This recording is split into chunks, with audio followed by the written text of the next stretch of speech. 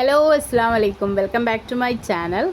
അപ്പോൾ പുതിയൊരു റെസിപ്പിയുമായിട്ടാണ് ഞാനിന്ന് വന്നിട്ടുള്ളത്. ചില ദിവസങ്ങളിൽ നമ്മൾ വീട്ടിൽ ചോറുണ്ടാക്കുമ്പോൾ എന്തായാലും ബാക്കി വരാണ്ടിരിക്കില്ല. എപ്പോഴും നമുക്ക് ചോറ് വേസ്റ്റ് ആവലുണ്ടല്ലോ. അപ്പോൾ നമുക്ക് ഇനി അതിൻ്റെ ഒരു പേടി വേണം. അപ്പോൾ ബാക്കി വന്ന ചോറുകൊണ്ട് നമുക്ക് ഒരു അടിപൊളി ബ്രേക്ക്ഫാസ്റ്റ് ഉണ്ടാക്കിയാലോ.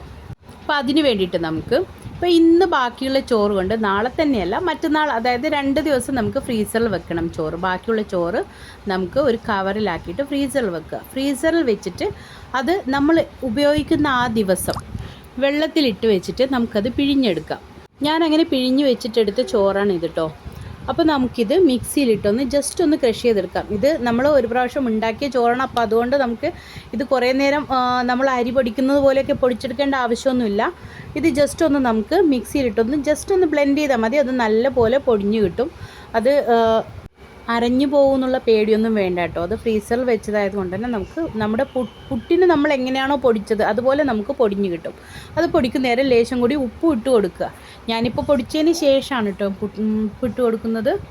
ഇതിൽ നമ്മൾ എക്സ്ട്രാ വെള്ളം ഒഴിക്കേണ്ട ഒരാവശ്യമില്ല. ശരിക്കും നമ്മൾ അരി നനച്ച് വെച്ചാലുള്ള ആ ഒരു പരുവത്തിൽ തന്നെയായിരിക്കും ഇതുണ്ടാവുക. അപ്പോൾ നമ്മൾ അതിലേക്ക് കുറച്ച് തേങ്ങ ഇട്ടിട്ട്, അതും തേങ്ങ ചേർക്കുന്നത് പോലെ നല്ല ടേസ്റ്റ് കൂടുതലാണ് കേട്ടോ. അപ്പോൾ നമുക്ക് തേങ്ങ നല്ലോണം ഇട്ട് അതിൽ മിക്സ് ചെയ്ത് കൊടുത്തതിന് ശേഷം ഒരു പാത്രത്തിൽ ഗ്രീസ് ചെയ്ത ഒരു പാത്രം എടുത്തിട്ട് അതിലേക്ക് നമ്മൾ കുറച്ച് തേങ്ങ ഇട്ട് കൊടുക്കുക. പിന്നെ അതിൻ്റെ മുകളിലേക്ക് കുറച്ച് നമ്മൾ നേരത്തെ പൊടിച്ച് വെച്ച ആ പൊടി ഇട്ട് കൊടുക്കുക.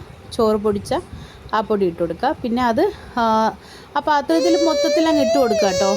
നമ്മുടെ ആവശ്യത്തിന് ഇട്ട് കൊടുത്തതിന് ശേഷം നമ്മുടെ കൈ കൊണ്ട് ജസ്റ്റ് ഒന്ന് തട്ടി കൊടുക്കുക. അധികം പ്രസ് ചെയ്യണ്ട, കുറച്ചൊന്ന് കൈ വെച്ചൊന്ന് തട്ടി കൊടുക്കുക. അപ്പോൾ അതിലേക്ക് നമുക്ക് കുറച്ച് ബാക്കിയുള്ള തേങ്ങ ചിരകിയത് കൂടി അതിൻ്റെ മുകളിലൊന്നിട്ട് കൊടുത്തതിന് ശേഷം നമുക്ക് ആവിയിൽ വേവിച്ചെടുക്കാം. അപ്പോൾ ആവിയിൽ വേവിക്കാൻ വേണ്ടി ഞാൻ ഈ ഒരു ഇല, ഇത് നമ്മളിവിടെ നെയ്ച്ചോറിൻ്റെ ഇലയാണെന്ന് പറയും, നമുക്ക് കേരളത്തിൽ എന്താ പറയുന്നതെന്ന് അറിയില്ല. അപ്പോൾ അത് നല്ലൊരു സ്മെല്ല്, അതായത് നമ്മൾ നെയ്ച്ചോറ് കഴിക്കുന്നതിൻ്റെ ഒരു ടേസ്റ്റ് കിട്ടും കേട്ടോ. അത് ആ ഇല ഇട്ട് കൊടുത്താൽ നല്ലൊരു സ്മെല്ലാണ് പുട്ടുണ്ടാക്കി കഴിക്കുമ്പോൾ. ഇത്രയും എളുപ്പത്തിൽ നിങ്ങൾ എപ്പോഴെങ്കിലും പുട്ടുണ്ടാക്കിയിട്ടുണ്ടോ? നല്ല ടേസ്റ്റുമാണ്, എന്നാൽ നല്ല സോഫ്റ്റും ആണ് കേട്ടോ. ഇതിനി നമുക്കൊരു സെർവിങ് പ്ലേറ്റിലേക്ക് മാറ്റി വെക്കാം. ഇന്ന് എണീക്കാൻ ഞാൻ ലേറ്റായി പോയിരുന്നു. അതുകൊണ്ട് കുട്ടികൾ സ്കൂളിൽ പോകുന്നതിന് പെട്ടെന്ന് ഒരു തട്ടിക്കൊട്ടി ഉണ്ടാക്കിയൊരു പുട്ടായിരുന്നു കേട്ടോ. അപ്പോൾ അതുകൊണ്ട് തന്നെ വീഡിയോ എടുക്കുന്നതൊക്കെ ഒറ്റക്കായിരുന്നു വീഡിയോ എടുത്തൊക്കെ. അപ്പോൾ അതുകൊണ്ട് തന്നെ അതിൻ്റെ ഒരു കുറവ് ഈ വീഡിയോയിൽ കാണുന്നുണ്ടല്ലോ അല്ലേ. ഇത് കേക്ക് കട്ട് ചെയ്യുന്ന പോലെ നമുക്ക് കട്ട് ചെയ്തിട്ട് ഒരു പാത്രത്തിൽ നമുക്ക് സേവ് ചെയ്ത് കൊടുക്കാം കേട്ടോ. അത്രയും ടേസ്റ്റിയാണ്. ഇതെല്ലാവരും ഒന്ന് ട്രൈ ചെയ്ത് നോക്കണം.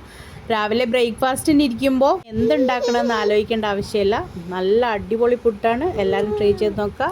ചാനൽ സബ്സ്ക്രൈബ് ചെയ്യാൻ മറക്കല്ലേ. അടുത്തൊരു വീഡിയോയുമായി വരുന്നവരേക്കും ബൈ.